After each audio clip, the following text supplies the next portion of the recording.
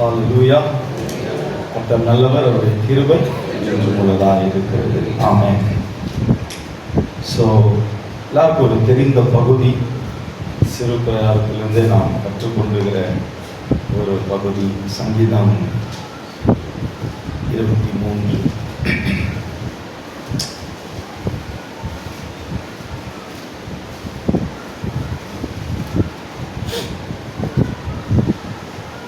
முதல் வசனத்தை வாசிக்கலாம்.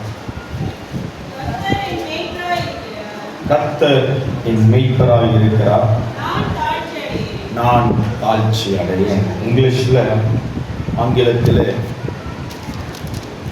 இருக்கா?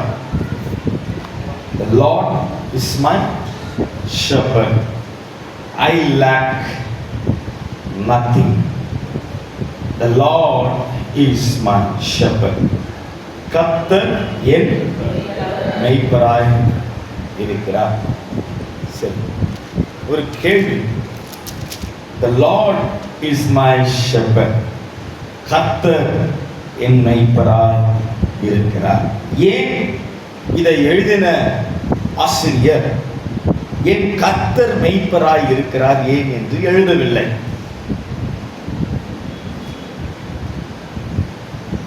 Lord is my shepherd, அப்படிதான் context. My Lord is shepherd. கர்த்தர் என் மெய்ப்பராய் இருக்கிறார் என்பதற்கும் என் கர்த்தர் மெய்ப்பராய் இருக்கிறார் என்பதற்கும் என்ன வித்தியாசம்? பைபிள் படிச்சதெல்லாம் போதும், என்னை பார்க்கவும். நிறைய நாட்கள் சபைகளில் ப்ரீச் அப்படின்னு ஒன்று இருக்குது, டீச் அப்படின்னு ஒன்று இருக்கிறது. கவனிக்கவும். பிரசங்கம் அப்புறம் போதனை. நான் இங்கே பிரசங்கிக்கவில்லை, போதிக்கிறேன். சபை என்பது போதிப்பதற்காக, டீச் பண்ணுவதற்காக.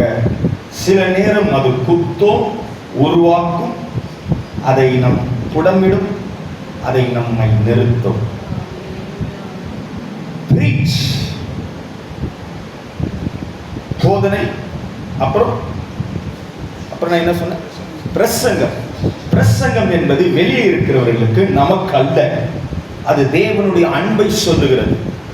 அந்த நிலையை தாண்டி அவருடைய இடத்தில் இருக்கிறோம். ஆண்டவர் இயேசு மக்களை நோக்கி போகும்போதெல்லாம் he preached, அவர் பிரசங்கித்தார். ஆனால் தேவனுடைய சபையில் இருக்கும்போது அவர் போதித்தார். அப்படி என்று சொன்னால், இந்த வார்த்தையை நாம் கேட்கும் போது பரிசுத்த ஆவியானவர் இன்றை மாலை வேளையில் உங்கள் மத்தியில் போதிக்கிறார். உங்களுடைய காதுகளை திறந்து கேட்கவும். கர்த்தர் என் மெய்ப்பராய் இருக்கிறார் என்பதற்கும் என் கர்த்தர் மெய்ப்பராய் இருக்கிறார் என்பதற்கும் வித்தியாசம். ஏன் அவர் அப்படி எழுதவில்லை? பேசலாமா? பேச. கர்த்தர் ஏன் என் கர்த்தர் மெய்ப்பராய் இருக்கிறார் எழுதல? சரி, உங்களுக்கு புரியுற மாதிரி சொல்றேன். இப்போ என் மனைவி இருக்கிறாங்க, அவங்க டீச்சர் வேலை செய்கிறாங்கன்னு வச்சுக்கோங்க, சரிங்களா? இப்போ நான் உங்ககிட்ட சொல்கிறேன்,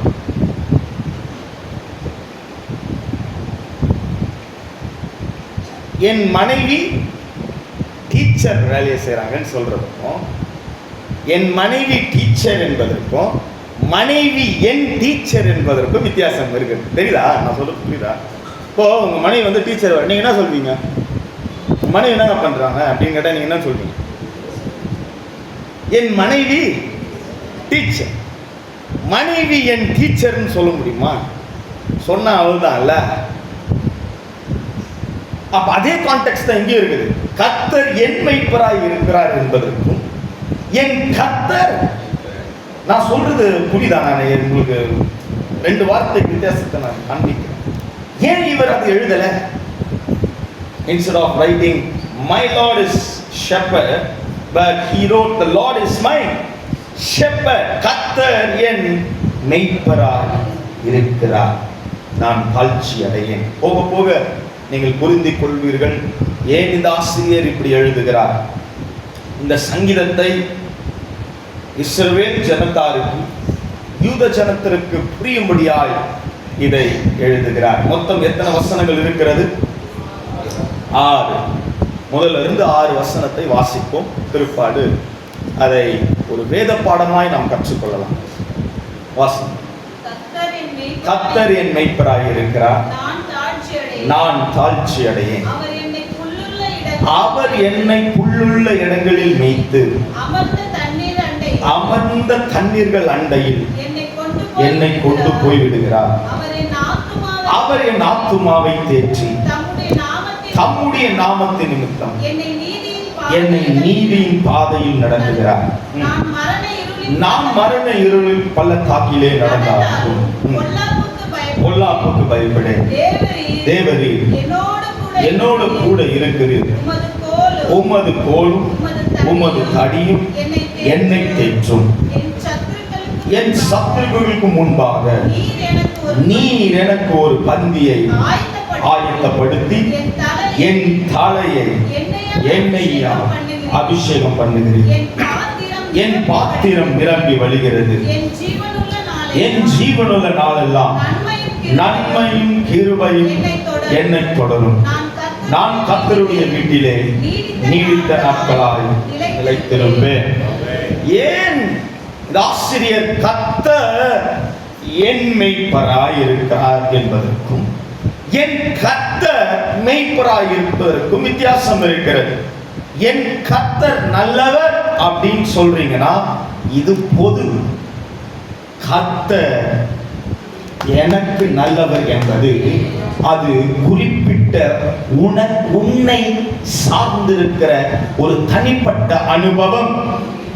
அப்படி என்று சொன்னால் இங்கே கர்த்தர் என் மேய்ப்பராய் இருக்கிறார் என்பது ஒரு தனிப்பட்ட ரீதியான ஒரு அன்பையும் உறவையும் கொண்ட ஒரு வாக்கியம். என் கர்த்தர் மேய்ப்பராய் இருக்கிறார் என்பது மற்றவர்களுக்கு சொல்லுகிற ஒரு நற்செய்தி. நான் சொல்றது புரியுதா? அப்போ இங்க கர்த்தர் என் மேய்ப்பராய் இருக்கிறார் என்று நாம் அநேக நேரங்களில் நம்முடைய வார்த்தையில் அறிக்கையிட்டு விசுவாசித்து நடக்கிறோம். ஆமாவா? ஆமாவா? சொல்லாதவங்களாம் இல்லையா? நான் சொன்னேன் பேசணும்னு. அப்பா சொல்லிட்டு போயிடுவார், எனக்கு நீங்க பேச மறுபடியும் கேட்க. கர்த்தர் என் மேய்ப்பராய் இருக்கிறார்னு வாயில சொல்லி அறிக்கையிட்டு வாழ்க்கையில நம்ம பேசியிருக்கிறோமா? பேசலையா? சொன்னாதான் அடுத்த வார்த்தை. பேசியிருக்கிறோமா?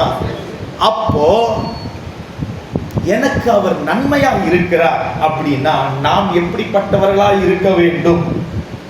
2-3 வார்த்தைகள் வசனங்களை நாம் பார்ப்போம்.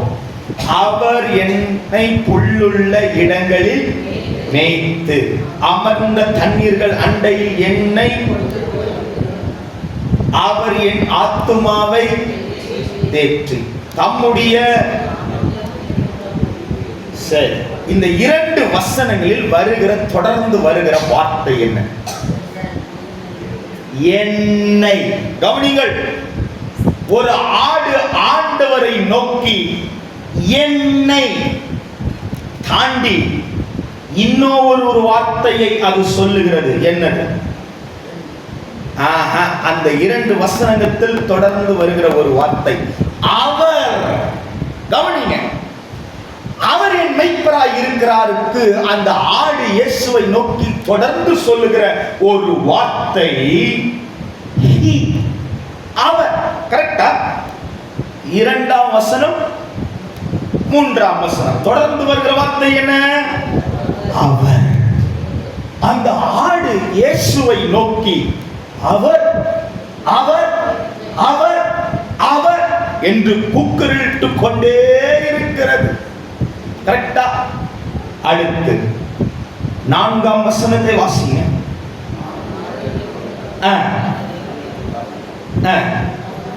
சத்தமா தான் படிங்களேன். படிங்க படிங்க.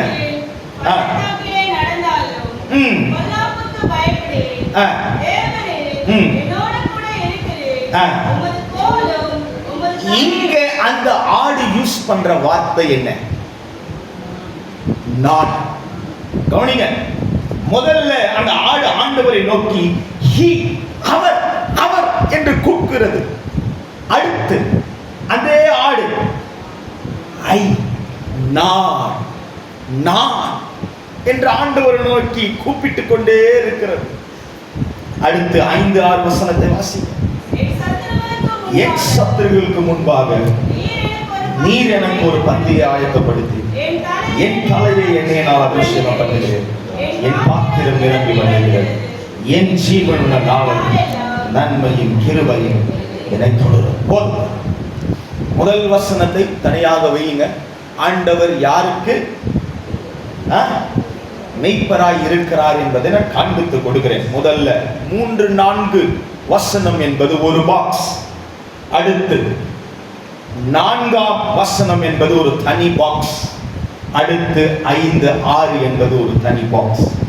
இந்த 2-3 வசனங்கள் அந்த ஆடு ஆண்டவரை நோக்கி அவர் அவர் என்று கூப்பிட்டுக் கொண்டே இருக்கிறது. அடுத்து நான், அடுத்து என். நல்லா கவனிங்க. அந்த ஆடு அவர் என்ற நிலையில் இருந்து நான் என்ற நிலையில் ஏதோ ஒன்று அந்த ஆடுக்கு நடந்திருக்கிறது. அடுத்து அதே ஆடு நான் என்ற நிலையில் இருந்து என் என்ற ஒரு நிலைக்குள் அந்த ஆடு ஏதோ ஒன்று பேசுகிறது. இவன் இந்த 3 நிலைகளை உணர்ந்த ஆடுதான் சொல்ல முடியும், கர்த்தர் என் மெய்ப்பராய் இருக்கிறார். இந்த 3 நிலையை உணராத அந்த ஆடுக்கு என்ன தெரியுமா சொல்ல முடியும்? என் கர்த்தர் மெய்ப்பராய் இருக்கிறார். கர்த்தர் என் மெய்ப்பராய் இருக்கிறார். அந்த ஆடு முதலாவது நிலை என்ன தெரியுமா சொல்றது? அவர் என்னை புல்லுள்ள இடங்களில் மேய்த்து அப்படின்ற வார்த்தையை நான் முதலாவது சொல்ல விரும்புகிறேன். மேய்த்து இங்கிலீஷ்ல he makes me lie down. மேய்த்து. ஆடு சாப்பிட்டு உட்காருகிற பார்த்திருக்கிறீங்களா? ஆடு எப்படி உட்கார பார்த்திருக்கீங்களா? எப்படி உட்காரும்? லை டவுன் அப்படின்னா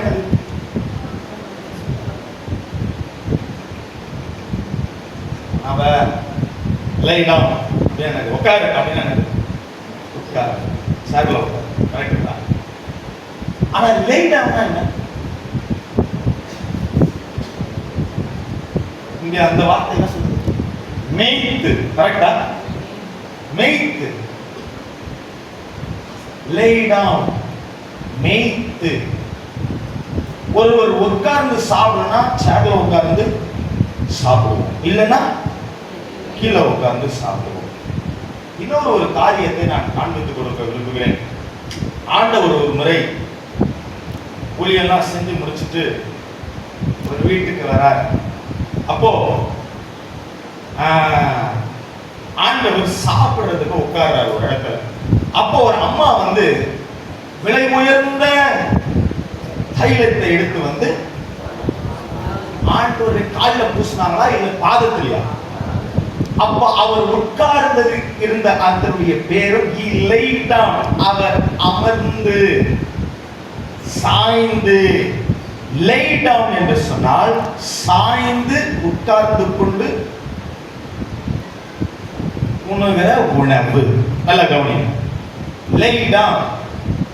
அந்த ஆடு நல்லா சாப்பிட்டு தூங்கிட்டே இருக்குதா, சாஞ்சிக்கினே சாப்பிட்டு எங்கேயோ ஒண்ணு உட்கார்ந்துன்னு சாப்பிட்டுக்கினே இருக்குது. ஆனா அந்த ஆடு தூங்கல.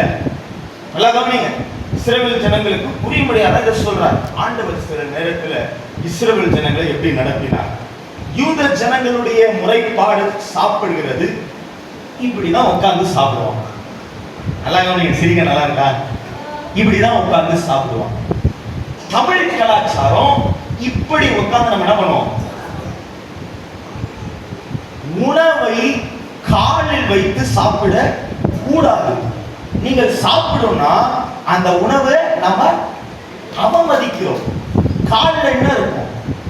தூசி இருக்கும், அழுக்கு இருக்கும், தேவையில்லை இடத்துக்கலாம் போயிட்டு வருவோம். ஆனா இந்திய முறை இப்படி சாப்பிட்டா தொப்ப வராது. எனக்கெல்லாம் வந்து கவனி, இது இந்திய முறை. இது நான் தப்பு ரைட்ன்றதுக்கு அப்புறம் வச்சுப்போம். ஆனா யூத கலாச்சாரத்தில் எப்படி சாப்பிடுவாங்கன்னா இப்படிதான் சாப்பிடுவோம். சரி, இது எந்த கலாச்சாரம்? யூத கலாச்சாரம். இதை எதை குறிக்கிறது? அன்றைய நாட்களில் வாழ்ந்த மன்னர்கள், ராஜாக்கள் இப்படிதான் உட்கார்ந்து சாப்பிடுவார்கள். பார்த்துருக்கிறீங்களா? படத்துல, போட்டோல சாய்ந்து கொண்டுதான் சாப்பிடுவாங்க.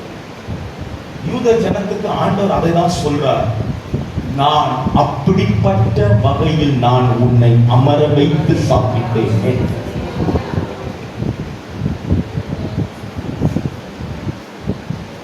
ஒருவேளை அநேகருக்கு ராஜாவை போல அமர வைத்து உங்களுக்கு உணவை கொடுத்து உங்களை போஷித்து நடத்தியிருக்கலாம். அதைத்தான் ஆண்டவர் யூத ஜனத்துக்கு சொல்றார்.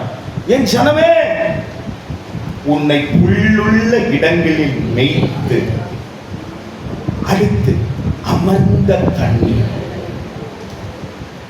நான் உன்னை போய் விட்டு உன்னை நான் போஷித்தேனே. அதுதான் அந்த ஆடு சொல்லுது. என்னை ராஜாவை போல போஷித்தேன், எனக்கு தண்ணீர் காட்டினீர். அடுத்து 3வது வசனம். அவர் என் ஆத்துமாவை தேற்றி, he refresh my soul. refresh, ஆங்கிலத்தில் refresh. இன்னொரு வாக்கியம் சொல்லுகிறது revive, refresh, revive. ஆனால் யூத மொழி பிரயோகத்தில் இந்த வார்த்தைக்கு, தேற்றி என்ற வார்த்தைக்கு என்ன பொருள் தெரியுமா? ராஃபா. கவனிங்கள், நீங்கள் இந்த மூல பாஷையை போய் படித்தீர்கள் என்று சொன்னால், இங்கே நமக்கு தமிழில் தேற்றி, ஆங்கிலத்தில் ரெஃப்ரெஷ், இன்னும் மணி, இன்னும் பல மொழியில அதற்கு ரிவைவ் என்று இருக்கிறது, ரெஸ்டோர் என்று இருக்கிறது. ஆனால் மூல பாஷையில் தேற்றி என்ற வார்த்தைக்கு ராஃபா. ராஃபா என்றால் சுகம் தருகிறவர். அதாவது சொல்கிறது, என்னை ராஜாவை போல போஷித்து என்னை மேய்க்கிறீர், மேய்த்து நல்ல தண்ணீர் கொடுத்து என்னை இளமையாய் வைத்திருக்கிறேன். அடுத்த அந்த ஆடு சொல்லுகிறது, எனக்கு அன்றன்றைக்கு எப்போதெல்லாம் என் ஆத்துமா தோன்று போகிறதோ நீ ராஃபாவா என்னை தேற்றுகிறீர், என்னை சுகமாக்குகிறீர். அது ஒருவேளை உங்களை தான் பார்த்து சொல்லுகிறேன், ஒருவேளை அது உங்களுடைய உள்ள இருக்கிற ஆத்துமாவாய் இருக்கலாம், இல்லை வெளியில் இருக்கிற சரீரமாக கூட இருக்கலாம். நீங்கள் கூப்பிடும் போதெல்லாம் அந்த ராஃபா உங்களை தேற்றுகிறார், இன்னும் சொல்லப்போனா சுகமாக்குகிறார். அதுதான் அந்த ஆடு சொல்லுகிறது. அவர் அவர் அடுத்த வார்த்தை, தம்முடைய நாமத்தின் நிமித்தம் என்னை நீதியின் பாதையில். அவர் என்னை ராஜாவாய் போஷிக்கிறார், நல்ல தண்ணீர் அண்டையில் என்னை நடத்துகிறார், என்னை சுகமாக்கி நடத்துகிறார். காரணம், அந்த ஆடு சொல்லுகிறது, யாருடைய நாமம்? தம்முடைய நாமத்தின் நிமித்தம். யார் அந்த நாமம்? இயேசு என்ற நாமம். இப்போ ஒரு கேள்வி, இயேசு என்ற நாமத்தின் நிமித்தம் உங்களுக்கு ராஜாவை போல ஒரு வாழ்க்கை, நல்லா சாப்பிடுறோம், நல்லா இருக்கிறோம், நல்ல தண்ணீர் அண்டையில் நம்மை நடத்துகிறார், நம்மை சுகமும் ஆக்குகிறார். யாருடைய நாமம்? அவருடைய நாமத்தின் நிமித்தம், for his glory he is doing for us. அவருடைய நாமத்தின் நிமித்தம் நமக்கு செய்கிறார். நாம் என்ன செய்தோம்? ஒருவேளை நீங்க சொல்லலாம், இப்ப நீங்க நாம எல்லாரும் இருக்கிறோம், காரணம் என்ன?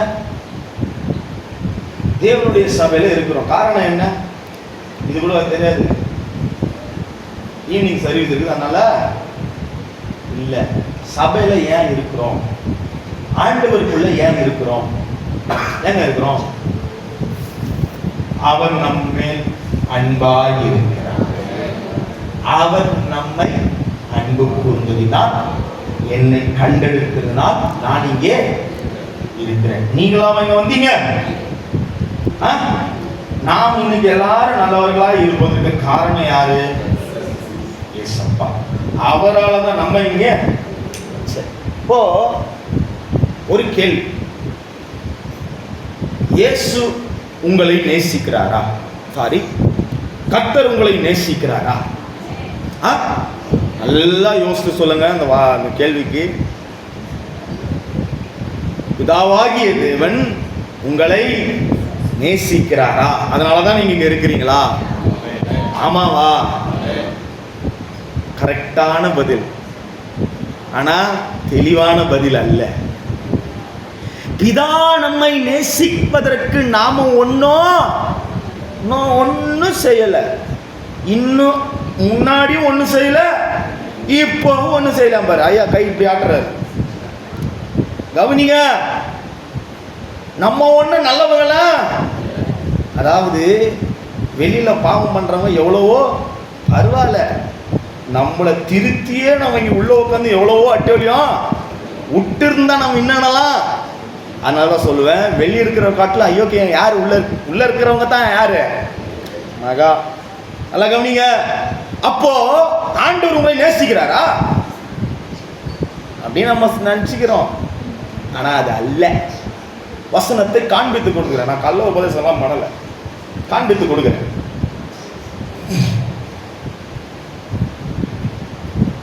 ஒன்று யோவான் 4:10. ஏன் அவருடைய நாமத்தை நிமித்தம் இவெல்லாம் நமக்கு செய்யறார்? காண்பித்து கொடுக்கிறேன்.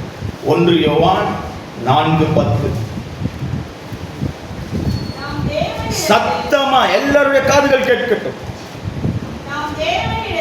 நாம் தேவனிடத்தில் அன்பு கூர்ந்ததினால் அல்ல, அவர் நம்மிடத்தில் அன்பு கூர்ந்து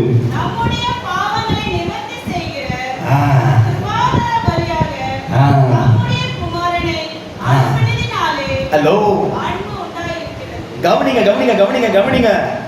நம்ம ஒன்னும் நல்லவங்கலாம் இல்ல, யோசு ஒன்னும் நல்லவங்களாம் இல்ல. இங்க தெரிந்தெடுத்தது அவர் ஒன்னும் இல்ல, ஆனா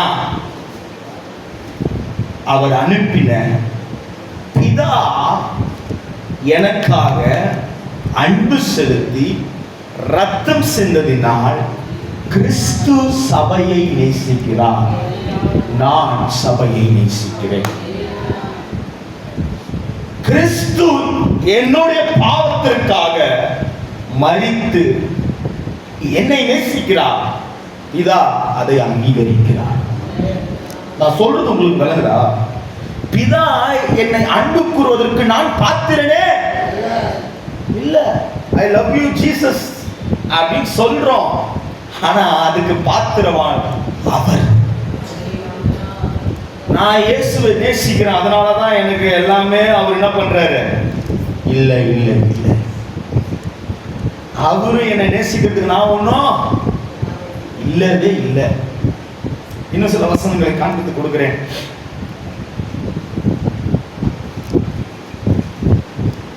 எப்படி அந்த அன்பு இருக்கிறது?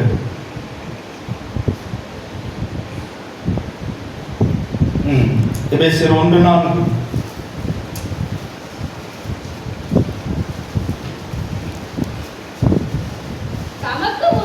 நமக்கு முன்பாக நாம் அன்பில் பரிசுத்தம் உள்ளவர்களும் நல்ல கவனிங்க, அவர் உலக தோற்றத்திற்கு முன்னே, வாசிங்க வாசிங்க, யார்? ஆண்டவர் பிதா இதை சொல்லுகிறார். கவனிங்க, இந்த வார்த்தையை பிதா தான் சொல்றாரு, கர்த்தர் சொல்றாரு. கேளுங்க இந்த வார்த்தையை. அவர் உலக தோற்றத்திற்கு முன்னே, எதுக்குள்? யாருக்குள்? கிறிஸ்துவுக்குள் நம்மை தெரிந்து கொண்டபடியே. நல்ல கவனிங்க, பிதா நம்ம மேல் அன்பு செலுத்தல, ஆனா செலுத்துறாரு. யார் மூலியமா தெரியுமா? கிறிஸ்து மூலியமா. எப்போ? 2000 ஆண்டுகளுக்கு அப்புறம் இல்லைங்க, இந்த உலகம் தோற்றுவதற்கு முன்பதாகவே பிதா என் மேல் அன்பாய் இருக்கிறார். காரணம் இயேசு சிந்தின ரத்தம். அப்போ நான் நன்றாய் இருக்கிறேன், நான் நல்லா சாப்பிடுறேன், நான் நல்லா, எனக்கு எல்லாமே இருக்குது, என்னை சுகமாக்கி நடத்துகிறார். அவருடைய மகிமைக்காக. யார் மூலமாய் தெரியுமா? கிறிஸ்துவின் மூலமாய். இன்னைக்கு நான் நல்லா சாப்பிடுறேன், ஏதோ நான் நல்லவனா இருக்கிறதுனால இல்லை, என்னை நானே கிறிஸ்து இயேசுவுக்குள் சீர்படுத்திக் கொள்றதுனாலாம் இல்லை, நம்ம ஏதோ பண்ணிட்டோம் அதனால ஆண்டவர் நம்ம மேல அன்பா இருக்கிறார், அப்படிலாம் இங்க ஒண்ணுமே இல்லை. அன்பு என்றால் இயேசு, இயேசு என்றால் அன்பு. அவர் மூலமாய் நமக்கு கிடைத்த இந்த ரட்சிப்பின் இதுல தான் நாம. அப்போ ரட்சிப்பு எப்படி? ரட்சிப்பு எப்படி? நீங்க ஏதோ செஞ்சதுனால ரட்சிப்பா இல்ல, அவர் உங்க மேல அன்பா இருந்ததுனால உங்களை ரட்சித்து பண்ணார், அவ்வளவுதான். இதுக்காகலாம் ஒண்ணு ஏதோ நம்மளாம் ஒன்றும் பண்ணிடல. மற்ற மதத்திற்கு நமக்கும் உள்ள ஒரே வித்தியாசம் தான், வெளியில எதனா செஞ்சாதான் நீ ரட்சிப்பை தேடுகிறாய், அது நிலையற்றது, அது ரட்சிப்பு இல்லை. ஆனா இங்க அவர் இயேசுவின் மூலமாய் நம் மேல் அன்பு கூர்ந்து நம்மை ரட்சித்தார். அததான் அந்த ஆடு சொல்லு, ஆண்டவரே உங்க நாமத்து நிமித்தம் எனக்கு எல்லாமே இதை நீங்க சரி. இப்போ அந்த ஆடு அவர் அவர் அவர் என்று சொல்லிக்கொண்டே இருக்கிறது. சில காலம் செல்கிறது, அந்த ஆடு சொல்லுகிறது 4ஆம் வசனத்துல, சத்தமாய் வாசிங்க. நான் மரண இருளில் பள்ளத்தாக்கிலே நடந்தால் பொல்லாப்புக்கு பயப்படு, தேவரீர் என்னோடு கூட இருக்கிறீர், கோலும் தடியும் என்னை. நான் மரண இருளில் பள்ளத்தாக்கிலே நடந்தால் ஆண்டவர் உங்களை நோக்கி தான் சொல்றாரு, வா மா, நான் உன்னை ராஜாவை போல போஷித்து நடத்துறேன், அமர்ந்த தண்ணீர் அண்டையில உன்னை கொண்டு போய் விட்டு நான் உன்னை நடத்துறேன், உனக்கு ஏற்ற வேளையில் ராஃபாவா இருந்து நடத்துகிறேன். அந்த ஆடு சொல்லுகிறது இப்பொழுது அதை உணர்ந்து. இப்போ ஒரு பிரச்சனை வருகிறது, அந்த ஆடுக்கு ஒரு போராட்டம் வருது, ஏதோ ஒரு புயல் காற்று அந்த ஆடுடைய வாழ்க்கையில் வீசுகிறது. இதை உணர்ந்த ஆடு சொல்லுகிறது, உம்முடைய நாமத்து நிமித்தம் இம்மட்டுமாய் நீர் என்னை நடத்தி வருகிறேன், நான் மரண இருளில் நடந்தாலும் நான் பொல்லாப்புக்கு பயப்படும். காரணம், இந்த உலக தோற்றத்திற்கு முன்பதாகவே என்னை அறிந்தவர் நீ என்னோடு இருக்கிறேன். அடுத்து சில கடினமான பாதையில் செல்லும் போது அவர் இருந்து நம்மளை நடத்துகிறார். அடுத்த ஒரு வாக்கியம் ரொம்ப முக்கியம், உமது கோலும் உமது தடியும் என்னை தேற்றும். கோலும் தடியும் ரெண்டுமே ஒண்ணு, கரெக்டா? இல்லை, நான் அப்புறம் சொல்றேன். இதை நான் எத்தனை எங்கேயோ போயிடும். ஆங்கிலத்தில் ராட் அண்ட் ஸ்டாஃப். இந்த கோலும் தடியும் எதுக்கு? ஆடு மேய்க்கிறது. இது கூட தெரியாது. ஆடுகள் தான். நல்ல கவனிங்க, அந்த ஆடு சொல்லுது, சில நேரத்தில் போய்கொண்டே இருக்கும்போது பசிக்கும், அந்த தகப்பன் இலைகளை பறித்து கொடுப்பார். சில நேரத்தில் அந்த ஆடு இங்குக்கும் அங்குக்கும் ஓடும், ஆடும், நடனம் ஆடும். அந்த நேரத்தில் இந்த கோலை வைத்து கொஞ்சம் தட்டியும் கொடுப்பார். சில நேரத்தில் இந்த ஆடை தாக்குவதற்கு சில மிருகங்கள் வரும், அந்த மிருகங்களை அடித்து துரத்துவதற்கும் இதே கோலும் தடியையும் தான் பயன்படுத்துவார். இந்த கோலும் தடியும் அதற்கு மாத்திரம் அல்ல. யூத ஜனங்கள் கையில ஒரு கோல் வைத்திருப்பார்கள். இன்றைக்கு நமக்கு சொத்து எது? தமிழ்ல இது பேர் புறம்போக்குறாங்களா, அந்த பேப்பர் தான். ஆனா அந்த காலத்துல யூத ஜனங்களுக்கு சொத்து எது தெரியுமா? கோல். அந்த கோலிலே யூத ஜனங்கள் ஆண்டவர் தமக்கு சொன்ன வாக்குத்தத்தங்களை எழுதி வைத்திருப்பார்கள். மோசே முடிந்த பிற்பாடு அடுத்த அந்த கோல் யாரிடம் செல்லும் தெரியுமா? அடுத்த தலைவர்கிட்ட. இப்படிதான் வீட்டில் இருக்கிற ஒவ்வொரு ஆட்களுக்கும் தங்களுடைய வாரிசு கொடுத்து போகிற சொத்து அது தெரியுமா? இன்னைக்கு பிளாக் அண்ட் ஒயிட்ல ஏதோ ஒரு இடத்துல ஒரு ஆதார் கார்டு வச்சுருக்கிறோம். ஆனா அன்னைக்கு ஆதார் கார்டும் சொத்து எது தெரியுமா? கோல். இந்த கோல் என்னென்ன இருக்கு தெரியுமா? ஆண்டவர் சொன்ன வாக்குத்தத்தங்கள் இருக்கும். அன்றன்றைக்கு அவர்கள் கடந்து வந்த பாதையில் வைத்திருக்கிற சில நிகழ்வுகளை எழுதி வைத்திருப்பார்கள். எதற்காக தெரியுமா? ஆண்டவர் செய்ததை நினைக்கும்படியாய் அடுத்த வருங்காலங்களில் இருக்கிற தலைமுறைகள் அதை படித்து உணரும்படியாய் இந்த கோல் இருந்தது. இந்த கோல் உங்களுக்கும் ஆண்டவர் அநேக வாக்கு தத்தங்களை கொடுத்திருப்பார். சில நேரத்தில் அடிப்பார், உங்களை உருவாக்குவார், உங்களுக்கு எதிராய் வருகிற ஒவ்வொரு காரியத்தை அப்புறப்படுத்துவார். அப்போது சொன்ன ஒவ்வொரு வாக்கு தத்தங்கள் அந்த கோலில் இருக்கும். அந்த கோலை மறந்து விடாதே. அப்பா சொல்லுவார், அடிக்கிறவங்கள திட்டுறவங்கள மறக்க கூடாது. ஏன்னா அதுதான் நம்மள என்ன பண்ணுது? உருவாக்கு. ஆண்டவர் உங்களை நடத்துகிற அந்த கோல் அடி, தம்முடைய வார்த்தை மறக்காதிருக்க. அதை தான் அந்த ஆடு சொல்லுது. என்ன மரண இருள் இல்ல, என்னோடு கூட இருந்து நடத்துறீங்கப்பா. அவர் என்ற நிலையை தாண்டி அங்கே என்ன நிலை? நான் என்ற நிலையில் அந்த ஆடு சொல்லுகிறது. அடுத்து 5, 6 முக்கியமான ஒரு கட்டம் கவனிங்க. இப்பொழுது அந்த ஆடு ஒரு திட்டத்திற்காக அனுப்பப்படுகிறது. சில பேர் ஆவிக்குரிய வாழ்க்கையில் கர்த்தர் என் மேய்ப்பராய் இருக்கிறார், நான் அடுத்த வசனம் அவர் என்னை புல்லுள்ள இடங்களிலே மேய்த்து, அடுத்து அவர் என் ஆத்மாவை தேற்றி. இந்த 2 வசனத்திலேயே என் வாழ்க்கை முடிஞ்சு பரலோகத்துல போய் கடைசியா நான் ஜீவன நாட்களான நன்மையும் கிருபையும் என்னை நடுவில் இருக்கிற 3 வசனம் அவுட்டே.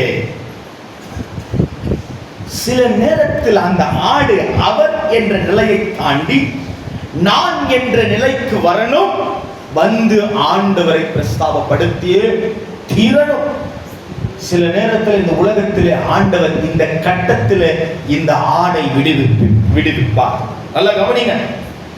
எல்லாருக்கும் ஒரு நிலைன்னு ஒன்று இருக்குதுங்க பரலோகத்துல. சும்மாலாம் இடம் இல்ல. இங்க இருக்கிற இடத்துலயே காசு கொடுத்து கரெக்டா வாரி வாரியா பிரிச்சு வச்சிருக்கிறாங்க. அப்ப அங்க என்ன சும்மாவா கொடுப்பாங்க? காலையிலேருந்து ஒரு சோத்திரம், நைட் ஏஞ்சி ஒரு சோத்திரத்தை போட்டு ஏதோ வந்து உக்காந்துட்டு போயிட்டு 10ல் 1 குத்துட்டு நானும் கிறிஸ்தவன் தான் செத்துட்டேன்னா எனக்கு அங்க ஒரு இடம் இல்ல இல்ல இல்ல. அந்த ஆடு சில கிரயம் செலுத்த வேண்டியது இருக்குது. அதை வைத்துதான் அங்கே இடமே இல்ல சார். அந்த கேட்டுக்கு ஓரமா உக்காந்து பிச்சை எடுத்துட்டு காலத்தை ஓட்டிடலாம், வாய்ப்பே இல்லை சார். அவருக்கு வேண்டியது பிராண்ட் மாத்திரம்தான். மேல இருந்தா கிரிய செய்யணும், செய்யாது அங்க தேவைய. இங்க உக்காந்தே எதுவும் இல்லை, அங்க வந்து என்ன பிரயோஜனம்? அதுக்கு நீ இங்கே இருறான்னு விட்டுருவாரு. என்னையும் சேர்த்துத்தான். கரெக்டாங்க. அப்ப மேல ஒரு என்ன இருக்குது? தகுதி இருக்குது, சும்மாலாம் இல்லை.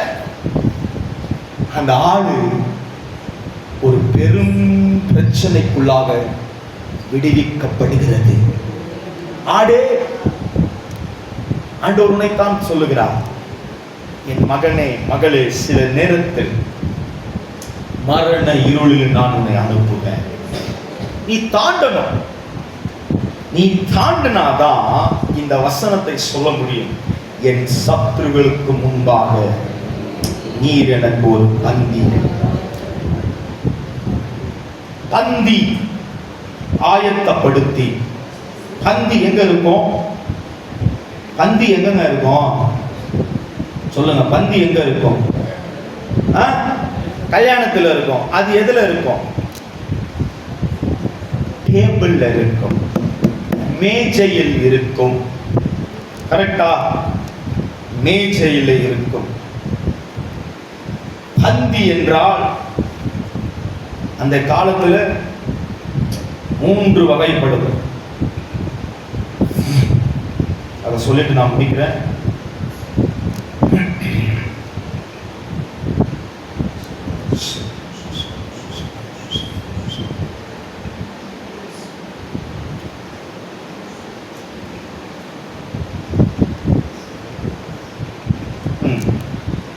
பந்தி என்றால் அவருடைய நடத்துதல், பந்தி என்றால் அவருடைய ஆசீர்வாதம். பந்தி என்றால் அவருடைய நடத்துதல், பந்தி என்றால் அவருடைய ஆசீர்வாதம், பந்தி என்றால் வெகுமதி. நல்லா கவனிங்க. இந்த பந்தி யாருக்கு கொடுக்கப்படுகிறது? இந்த பந்தி யாருக்கு கொடுக்கப்படுகிறது? உங்களுக்கு முன்பாக வைத்திருக்கிற எதிர்நிலைகளை தாண்டி நிற்கிறவர்களுக்கு மாத்திரமே. நல்லா கவனிங்க. அவர் என்ற நிலையை தாண்டி, எனக்கு அவர் சொல்லிக்கிறார், அந்த நிலையை தாண்டி நான் என்ற நிலையை தாண்டி நிற்கிற ஆளுக்கு தான் பந்தி. நான் சொல்றது புரிஞ்சா? நாம் எந்த நிலையில் இருக்கிறோம் அதை தான் இன்றைக்கு உங்களிடத்துல பேசிக் கொண்டிருக்கிறேன். நான் எந்த நிலையில் இருக்கிறேன்? அவர் என்னுடைய கர்த்தர், என்னுடைய மேய்ப்பர், அதெல்லாம் சரி. நான் எந்த நிலையில் இருக்கிறேன்? இன்னும் என்னை என்னை என்னை அவர் என்னை அவர் என்னை உள்ளுள்ள இடங்களிலே அதை தாண்டி நான் மரண இருளில் நான் என்ன செய்கிறேன் என்பது முக்கியம். அதை தாண்டின ஆடுதான் சொல்ல முடியும், என் சத்துருக்கு முன்பாக நீ ஒரு பந்தியை. உங்களுக்கு பந்தி வேணுமா? அந்த நிலையை தாண்டி. உங்களுக்கு வெகுமதி வேண்டுமா? அந்த நிலையை தாண்டு. எப்படி சார் தாண்டுறது? அதுதானே கஷ்டமா இருக்குது. பவுல் சொல்லுகிறார், இது ரொம்ப எனக்கு கடினமா இருக்கிறது, இது என்னுடைய வாழ்க்கையில இருந்து எடுத்து போடுங்கப்பா. அதுக்கு பரிசுத்த ஆவியானவர் சொல்லுகிறார், ஆமாவா, இது நான் எடுத்து போடுறேன்னு சொல்லல, இதுல என்னுடைய கிருபை உனக்கு தாங்கி நடத்தும்பா, தொடர்ந்து ஓடு. பிரியமானவர்களே, அதே மேய்ப்பர் உங்களுக்கு சொல்லுகிறார், அந்த மரண இருளில் நீ தாண்டி ஓடுவதற்கு என்னுடைய கிருபை உனக்கு போதும். ஆமென், ஆமென். அடுத்து ஆயத்தப்படுத்தி என் தலையை எண்ணெயினால். கவனிங்க, எண்ணெய். அன்றைய நாட்களில் யூத ஜனங்கள் ஆடுகளுக்கு எண்ணெய் பூசுவார்கள். இதெல்லாம் சும்மாலாம் எழுதி வைக்கல, யூத ஜனங்களுக்கு புரியும்படி தான் சொல்றாரு. ஏன் ஆடுகளுக்கு எண்ணெய் பூசுவார்கள் தெரியுமா? இப்பவும் சில பேர் பூசுறாங்க. நான் எல்லாம் கூகுள்லாம் பண்ணி செக் பண்ணிட்டு தான் வரேன், ChatGPT எல்லாம் கேட்டுதான். கவனி, ஏன் ஆடுகளுக்கு எண்ணெய் பூசுவார்கள்? சரி, அது ஓரமாக இருப்போம். நமக்கு ஏன் எண்ணெய் பூசணும்? பூசலாம், என் தலை எப்படி இருக்குது, பெப்பரப்பன்னு இருக்குது. சரி, ஏன் எண்ணெய் பூசணும்? ஏங்க பூசணும்? பூச சொன்னாங்க, பூசணும். இதெல்லாம் நம்ம கேட்பீங்க, ஏங்க எண்ணெய் பூசணும் சொல்றீங்களா இல்லையா? ஏன் எண்ணெய் பூசணும் தலையில? முடி நல்லா வளரணுமா? சரி, ரைட்டு. அடுத்து 1 2 சொல்லுங்க. ஓ, நல்லா அடர்த்தியா வரணும். ஓகே. அடுத்து உஷ்ணத்தை நாம் தாங்குவதற்கு பூச வேண்டும். இப்போதான் வருகிறார். அடுத்து எண்ணெய் பாட்டில் காலி அவ்வளவு, அதனாலே பூச வேண்டும். அடுத்துதான் புதிய பாட்டில் வாங்க முடியும். அடுத்து எந்த ரோஷமோ ஈட்டும் நோயும் என்னை அணுகாதுவதற்காக இந்த தலைமுடியில் நாம் என்னை பூசுகிறோம். அப்படி இல்லைன்னா என்ன போலதான் காஞ்சி போய் கிடைப்பீங்க. கரெக்டா? அதுக்குதான் நம்ம என்ன பூசுறோம். அப்போ எண்ணெய் பாதுகாக்கிறது. கவனிங்க, அதேதான் ஆடுகளுக்கு எண்ணெய் பூசுவார்கள். அந்த ஆடு மேல எந்த பூச்சியும் வந்துடாது கூடாதுன்ட்டு யூத ஜனங்கள் எண்ணெய் பூசுவார்கள். பரிசுத்த ஆவியானவர் உங்களுக்கு அனுதினமும் எண்ணெய் பூசுகிறார். அதைத்தான் அந்த ஆடு சொல்லுது. பரிசுத்த ஆவியானவரே, உம்முடைய எண்ணெயினால் என்னை அபிஷேகம் பண்ணி என் பாத்திரம் நிரம்பி நிரம்பி நிரம்பி வழியத்தக்கதாக என்னை நடத்துகிறேன். அப்போ அந்த ஆடு முதலாவது அவர் செய்ததை சொல்லுகிறது. அடுத்து அதை தொடர்ந்து அவருக்காக நான் மரண இருளில் செய்ததை சொல்லுகிறது. பிற்பாடு தான் அந்த ஆடு சொல்லுகிறது, நான் இந்த நிலையை தாண்டி நிற்கிறேன், என் சத்துருக்கு முன்பாக என்னை உயர்த்தி வைத்திருக்கிறேன், என்னுடைய தலையை உம்முடைய அபிஷேகத்தால் நிறைத்து வைத்திருக்கிறேன். இப்போ அந்த ஆடு சொல்லுகிறது, என் ஜீவனுள்ள நாளெல்லாம் நன்மையும் கிருபையும் நான் கர்த்தருடைய வீட்டில் அவருடைய வீட்டில் நீடித்த நாட்களாய் இருக்க வேண்டுமோ? சொல்லுங்கள். அவர் என்ற நிலையை தாண்டி நான் என்ற நிலைக்குள் சென்று என் ஆண்டவருக்கு நான் என்ன செய்கிறேன் என்று சாட்சியால் அந்த ஆடு சொல்கிறது. இன்றைக்கு கண்களை மூடி ஆண்டவருடைய சமூகத்தில் ஒப்பு கொடுத்து, சின்ன சங்கீதம் தான், யூத ஜனத்திற்கு புரியும்படியாய், ஏன்னா எல்லாரும் ஆடு மேய்த்தவர்கள், அவர்களுக்கு புரியும்படியாய் இதை அவர் எழுதினார். இப்போ ஒரே ஒரு வாக்கியத்தை கேள்வி கேட்டு நான் முடிக்கிறேன்.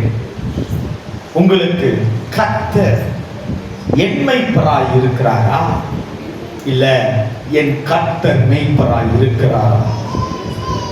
இந்த மூன்று நிலையை தாண்டிய ஆடாய் நீங்கள் இருக்கிறீர்களா, இல்ல ஒருவேளை நான் முதல் நிலையில தான் சார் இன்னமும் பல வருஷமா ஓடினுங்கிறேன்றீங்கன்னா, கண்களை மூடி பரிசுத்த ஆவியானவருக்கு ஒப்பு கொடுத்து, ஆண்டவரே நீர் எங்களோடு இடைப்பட்டதற்காக ஸ்தோத்திரம், இந்த வார்த்தை மூலியமாய் நீர் எங்களோடு இடைப்பட்டதற்காக ஸ்தோத்திரம். அனுதினமும் உண்மையிலே வளர்ந்து இந்த ராஜ்ய மகிமைக்காக நாங்கள் விளங்க, நாங்கள் வாழ எங்களுக்கு உதவி செய்யும். இந்த கரத்தில் ஒப்பு கொடுக்கிறோம். தொடர்ந்து அப்பா எங்களுக்கு நீர் என்னுடைய மெய்ப்பராய் இருந்து, எங்க சபையில் இருக்கிற ஒவ்வொருவருக்கு ஆண்டவர் நீர் மெய்ப்பராய் இருந்து நீர் நடத்தும். உங்களுடைய வார்த்தையின்படி எங்களை தேற்றி எங்களை போஷித்து எங்களை நடத்தும். எல்லா துதிகான மகிமை உங்களுக்கு சொல்லுது. இயேசுவின் மூலம் ஜெபிக்கிறோம் நல்ல பிதாவே. Hallelujah. Amen.